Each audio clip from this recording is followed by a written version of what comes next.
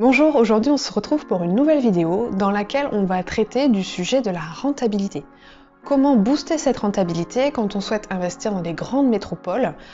Je prends comme exemple Paris, Bordeaux, Marseille, Lyon, où l'on sait que ces villes sont toujours très attractives, mais que le prix au mètre carré est très élevé. Je suis Julie, vous êtes bien sur Archi Rentable, la chaîne qui dispense conseils et solutions d'optimisation pour investisseurs avisés.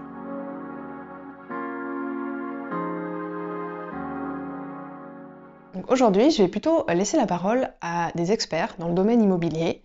Je vais vous amener à la rencontre de l'agence Art Avenue, qui officie à Les Tourny, à Bordeaux. Art Avenue, c'est une agence immobilière constituée d'une équipe qui a à cœur de faire son métier. Ce sont tous des passionnés.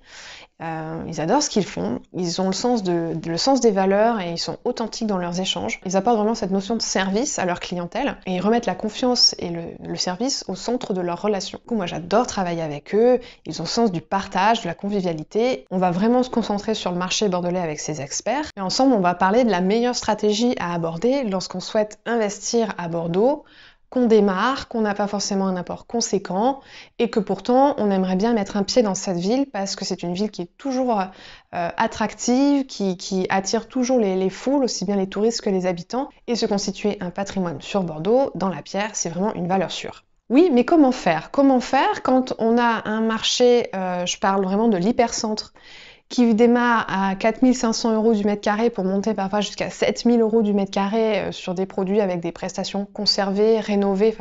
Et par exemple, quand on est au niveau du triangle d'or, ce sont des prix pratiqués, 7 000, 7 500 € du mètre carré. Ça commence à piquer pour tous les Bordelais qui souhaitent investir dans une résidence ici.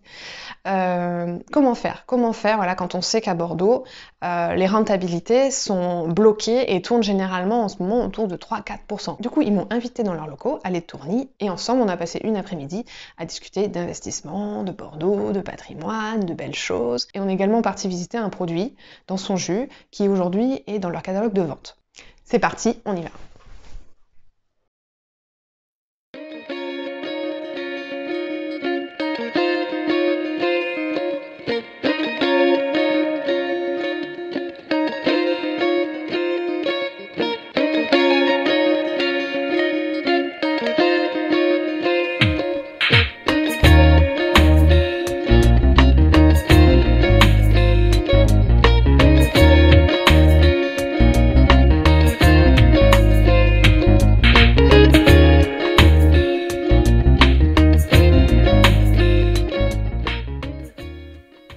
Sandra, fondatrice directrice de l'agence Art Avenue. Je vais vous présenter ma jolie famille. Mégane. Négociatrice chez Art Avenue depuis le mois de septembre. Que du bonheur. Je vous présente Sophie. Sophie, négociatrice chez Art Avenue, ravie d'avoir intégré cette jolie équipe. Hugues. Négociateur chez Art Avenue depuis l'ouverture, depuis 3 ans maintenant. Notre jolie Maya. Maya, chargée de communication à l'agence Art Avenue. À très vite chez Art Avenue, aux Allées Tourny. Sophie, je suis ravie de t'accueillir sur cette chaîne, sur Archi Rentable. Tu es la première à prendre la parole sur cette chaîne. Je suis très flattée. Donc, négociatrice chez Art Avenue. Tout à fait. On a déjà eu l'occasion d'échanger plusieurs fois ensemble sur des produits. Ouais. Et aujourd'hui, donc, je t'ai invitée pour aborder un sujet intéressant pour les investisseurs avisés qui nous regardent, celui de la rentabilité à Bordeaux. À Bordeaux, quand on a une rentabilité qui tourne autour de 4%, on peut s'estimer heureux. Du coup, selon toi, qu'est-ce qu'on peut faire aujourd'hui pour booster cette fameuse rentabilité bordelaise? Pour moi, c'est le mode de la colocation, qui reste la meilleure rentabilité à son placement immobilier. Bordeaux connaît depuis quelques années une pression locative certaine pour les biens donc à usage d'habitation. De ce fait, la colocation est une belle opportunité, que ce soit pour les investisseurs, mais également pour les locataires. Donc ça reste du gagnant-gagnant. C'est vrai que de louer un appartement dans une grande agglomération, les loyers vont être relativement onéreux. Donc d'où la solution de la colocation. Ouais, tout à fait. On sait, ouais. Bordeaux est toujours très attractive. Toujours. Du fait de la LGV aussi récemment qui est arrivée. Exactement. De la belle région qu'on a. C'est aussi une ville étudiante. On a aussi un vaste bassin d'emploi également. Donc c'est pour ça qu'on attire. Bordeaux fait partie quand même des villes les plus attractives pour les jeunes actifs. Oui, tout à fait. Et on le sait, il y a cette fameuse tension aussi locative, notamment pour les jeunes, qui ont énormément de mal à se loger en période de rentrée scolaire. Qui dure depuis quelques années. Oui, tout à fait. Mais pour la colocation, elle attire, hormis d'attirer les étudiants, parce qu'on imagine toujours que location, ce n'est fait que pour les étudiants. Maintenant, ce mode de location a énormément évolué, parce qu'il attire aussi des jeunes actifs. Ça peut être aussi des personnes qui ont divorcé, ça peut être des familles monoparentales. Pourquoi ces personnes sont attirées par ce nouveau mode de location? Parce que c'est un mode de vie plus économique, parce que là tout est partagé, que ce soit le loyer, les charges, la taxe d'habitation, tout ce qui va être itinérant en fait aux frais de l'habitation en fait.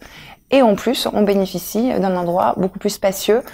Je pense qu'on sait tous, on a tous conscience qu'il est quand même beaucoup plus sympa d'habiter dans un appartement de 100 ou 120 mètres carrés que de se retrouver dans un studio qui va faire, ou un T2 qui va faire entre 20 et 40 mètres carrés. Et on a fait les frais en mars dernier. Ouais. Exactement, oui.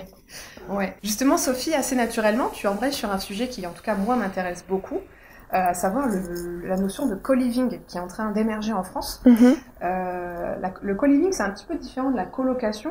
Colocation, je dirais vraiment, tu l'as très bien dit, on partage un espace commun, mais avec sa chambre indépendante. Et éventuellement sa salle d'eau, idéalement sa salle d'eau. Voilà.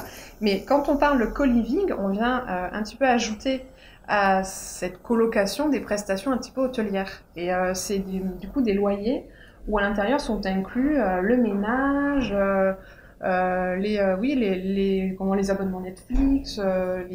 On peut trouver aussi un espace de coworking. Exactement. On peut trouver aussi un espace pour les sportifs, une petite salle de sport. Salle de sport, salle de cinéma, j'ai aussi vu en termes de prestations pour le co-living. En fait, sur la colocation, c'est vraiment destiné que pour des personnes qui vont rechercher une économie financière.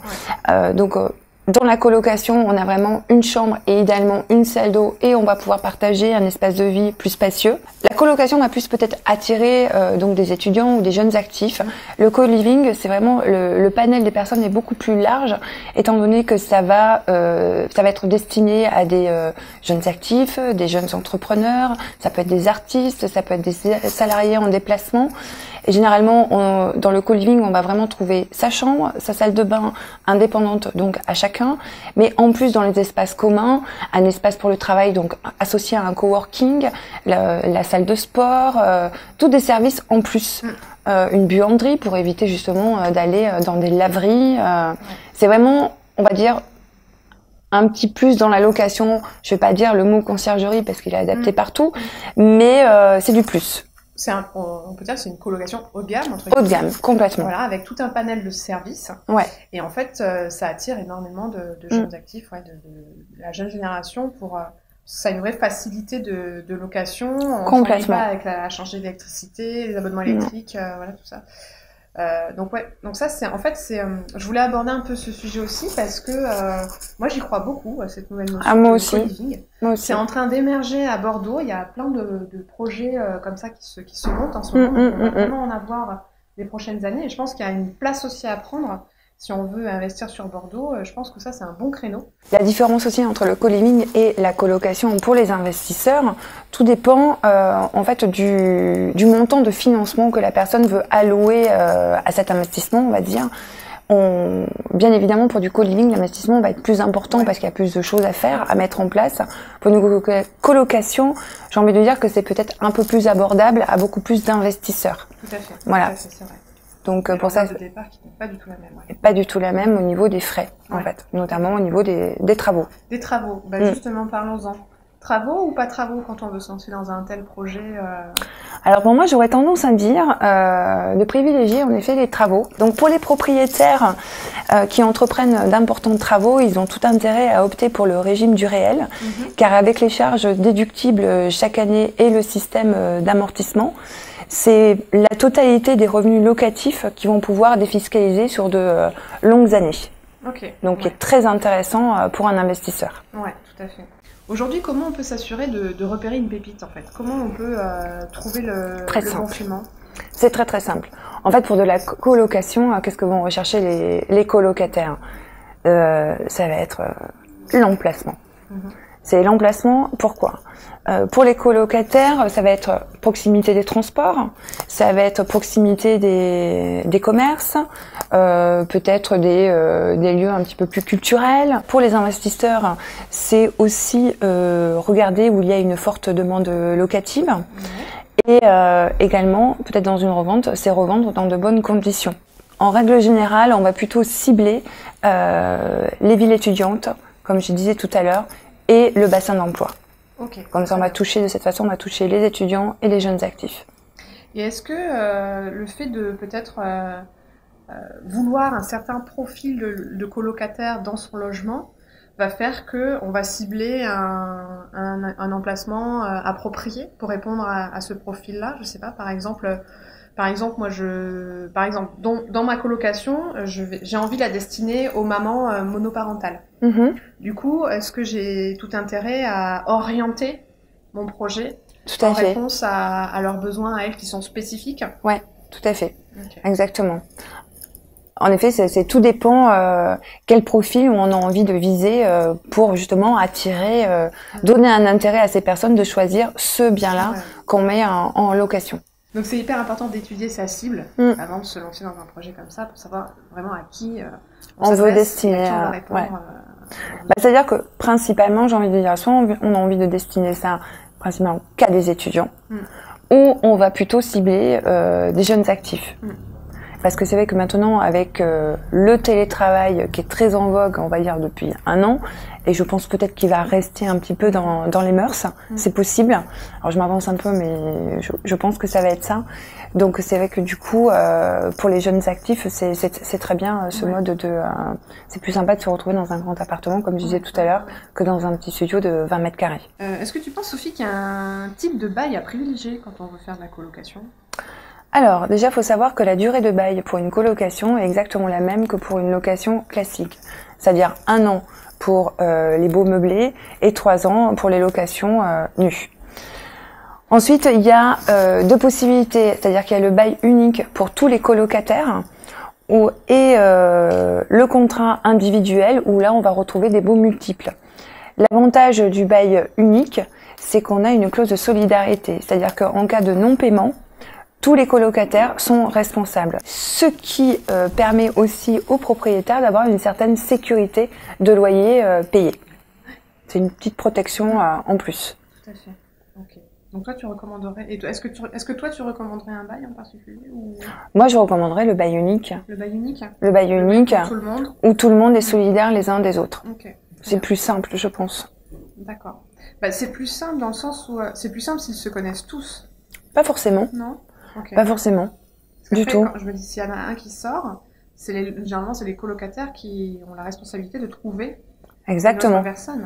Ou celui qui est en location, essayer de trouver au plus vite son remplaçant, parce que de toute façon il est responsable, je crois, pendant 3 à 6 mois de sa location. D'accord, ok. Sophie, selon toi, en quoi c'est vraiment porteur de faire ce type d'opération ? Alors, ça va être porteur, parce que déjà, le prix de la colocation va être au-dessus du prix du marché de l'immobilier pour une location classique. D'accord. Pourquoi ? Parce qu'on va avoir plusieurs loyers pour une même surface. Et ensuite, le prix au mètre carré pour une petite surface est toujours plus cher, que ce soit à la location ou à l'achat. Ok. De ce fait, la colocation reste plus intéressante. Ok, d'accord. Pour tout le monde, en fait.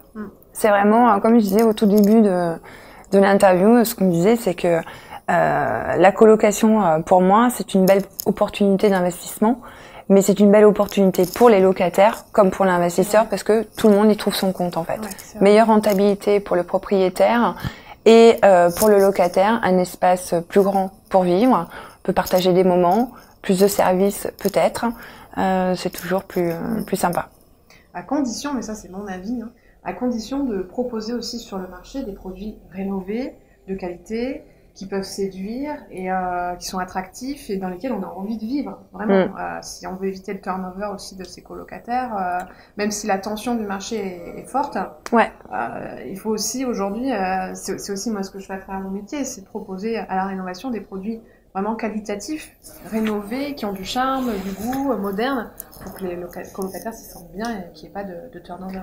Vous savez que les colocataires, vont être attirés par l'espace. Si en plus ça peut être une maison où il y a un jardin, ça peut être très sympa. Bien évidemment, il faut que le bien soit rénové. Il faut que la personne, quand elle va chercher son bien à la colocation, que le bien puisse être adapté à de la colocation.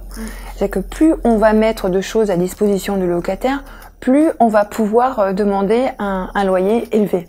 C'est-à-dire que généralement, j'ai un exemple à donner. C'est vrai que dans un appartement qui est sur le quai des Chartrons, où il y a 4 chambres. Chaque colocataire a sa chambre, bien évidemment, avec sa petite salle d'eau. Il y a un grand espace de vie. Bon, les locataires payent chacun 700 € la chambre. Donc, suffit de faire le calcul. C'est une très bonne rentabilité pour le propriétaire. Alors que s'il était loué en T4 à un bail unique, automatiquement, il le louerait moins. Il louerait beaucoup moins. Ouais, tout à fait. Donc en fait, pour résumer, vous l'aurez compris qu'on est à Bordeaux, entre guillemets, dans une impasse d'investissement où le prix du mètre carré à l'achat est tellement haut. On est sur une moyenne à peu près, ça dépend beaucoup des quartiers, mais moi de ce que je vois quand je recherche des produits, on peut aller de 4 000, 4 500 € du mètre carré jusqu'à 6 500, 7 000 € du mètre carré. Enfin, c'est assez hallucinant sur Bordeaux. Et du coup, on est dans l'impasse pour les personnes qui veulent investir, puisque du coup, c'est réservé. Ces investissements du coup sont réservés à une certaine typologie de personnes qui ont soit l'apport, soit déjà du patrimoine existant. Et du coup, l'astuce pour essayer de s'insérer dans cette ville, c'est de trouver un produit à rénover, puisqu'on va l'avoir avec un prix au mètre carré moins cher, le mieux placé possible, et de pouvoir à l'intérieur faire une colocation pour booster ses revenus, booster sa rentabilité, booster ses gains. Donc c'est vraiment le conseil qu'on voulait vous partager aujourd'hui. C'est que voilà, sur Bordeaux, ça peut sembler impossible d'investir, mais il y a encore des solutions. Et quand on pousse les portes, des fois on tombe sur des pépites et ça peut être super intéressant. Et la colocation elle existe depuis très très très longtemps. Elle est partie, en fin de compte, elle vient surtout des Britanniques qui, eux, aiment vivre en colocation. Elle arrive de plus en plus maintenant en France dans toutes les grandes agglomérations, parce que cela permet, en fin de compte, d'avoir quand même un grand espace pour un loyer beaucoup moins onéreux qu'on ne pourrait jamais trouver, en fin de compte, si on restait seul de son côté. Voilà. On peut facilement doubler sa surface en étant locataire. Donc Sophie, tu me fais le plaisir de me faire visiter un bien que tu as à la vente avec Art Avenue et qui est rempli de bonnes conditions pour faire une colocation. Tout à fait. C'est un appartement qui se situe en plein centre du cœur de Bordeaux. Ouais. On est vraiment dans le centre historique de Bordeaux. Ok. Là, on arrive dans une magnifique pièce très vaste, assez spacieuse, qui fait un peu plus de 30 mètres carrés. Ok. Un grand balcon filant. Ouais. C'est une pièce qui est relativement très lumineuse. Ouais. On peut voir qu'il y a un magnifique mur en pierre derrière nous et une cheminée. Donc c'est vrai que cet appartement a gardé les caractéristiques de l'ancien. Alors qu'est-ce qu'on peut en faire ? L'appartement, à la base, c'est un T3, donc T3 veut dire 2 chambres. Ouais. On peut le transformer en T4. On peut créer une 3e chambre. Et du coup, on booste la rentabilité, attendue. Bien évidemment, de ce bien, ce qui est toujours recherché. Bien évidemment, il faudra faire quelques travaux. Ouais. Mais d'où l'intérêt aussi, quand on fait un investissement, de faire des travaux, parce que ça permet justement de défiscaliser, comme on a pu le voir tout à l'heure. Exactement. Voilà. On est positionné comment là sur le prix comme ça? On est vraiment hyper centre de Bordeaux, on a le tram en bas au pied du balcon. Comment Là, on est positionné, on est à environ 5 300 € du mètre carré. Ah ouais. On est sur une surface de 85 mètres carrés. Ouais. Gros avantage de cet immeuble, c'est qu'on a l'ascenseur dans l'immeuble. Donc c'est vrai que cet appartement présente beaucoup d'atouts. Ouais. Tu parlais d'une triple exposition aussi, ça c'est assez rare. On a une triple exposition. On a la pièce de vie qui est exposée plein sud. Ouais. De par sa position, on est aussi exposé nord puisqu'il est traversant. Et on a une exposition ouest pour une des chambres. Ok. Et puis 5003 du mètre carré en plein centre de Bordeaux. C'est vraiment un prix abordable, quoi. Vraiment. C'est un appartement qui a vraiment un très gros potentiel. Tout à fait. Bien évidemment, garder cette pièce de vie. Et moi, dans l'idée, ça aurait été justement d'installer la cuisine ici. Ouais, faire une cuisine ouverte. Une cuisine ouverte sur l'espace de vie, donc du coup, dans la pièce commune. Ok. Donc on reste sur cette pièce qui reste constamment lumineuse.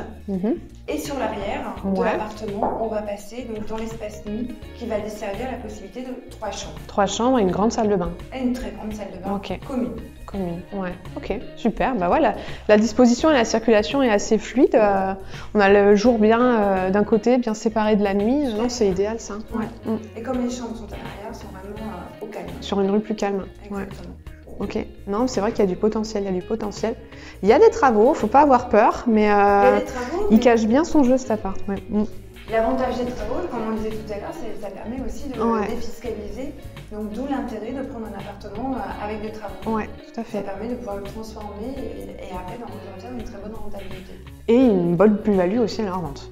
Exactement. Ouais. C'est vrai que le double avantage de cet appartement, c'est qu'on peut avoir une très bonne rentabilité immobilière. Et si on voulait le revendre, de par son emplacement et le fait d'avoir un ascenseur dans cet immeuble, on va taper sur un plus large panel de personnes. Ok, super. Ben, merci Sophie pour cette visite. Mais je t'en prie. Au cas où vous ne l'auriez pas compris, moi je suis convaincue que la colocation, et en particulier le co-living, a de l'avenir en France, à Bordeaux. Et moi, j'adorerais travailler sur des produits comme ça, j'adorerais pouvoir investir dans des immeubles pour faire du co-living, parce que je trouve pertinent qu'on puisse regrouper des gens autour des centres d'intérêt communs pour qu'aujourd'hui on se sente moins seul, pour recréer du lien, pour pouvoir bénéficier d'espaces agréables, les services qui vont avec, les prestations haut de gamme qu'on peut offrir, tout ça à des prix au final plutôt raisonnables pour le locataire, puisque de l'autre côté, le propriétaire, lui, a ficelé son offre. Ce type de projet, c'est clairement ce qui remet du sens dans ma pratique de l'architecture et de la décoration. Moi, c'est un investissement en lequel je crois beaucoup. J'espère que cette vidéo vous a plu, comme d'habitude. N'hésitez pas à mettre un petit pouce en l'air et à vous abonner si ce contenu vous parle. Si vous avez un projet d'achat ou de vente immobilière et si vous avez senti le potentiel du produit qu'on a visité ensemble, n'hésitez pas à contacter Art Avenue. J'en profite pour faire un petit point info. Peu d'activités en ce moment sur les réseaux sociaux pour StudioDAL et Archi Rentable. Du fait que je travaille sur pas mal de projets à la fois, c'est beaucoup de travail, d'investissement, mais il y a des jolies choses qui se préparent. Voilà, là j'ai des conceptions, je démarre des chantiers pour cet été et je filme tout ça surtout pour vous faire des immersions chantiers. Il va y avoir des jolies choses qui vont sortir et donc je suis très impatiente de partager ça avec vous. Je vous dis à très bientôt pour une nouvelle vidéo et surtout n'oubliez pas, vous êtes à ça de devenir un investisseur avisé.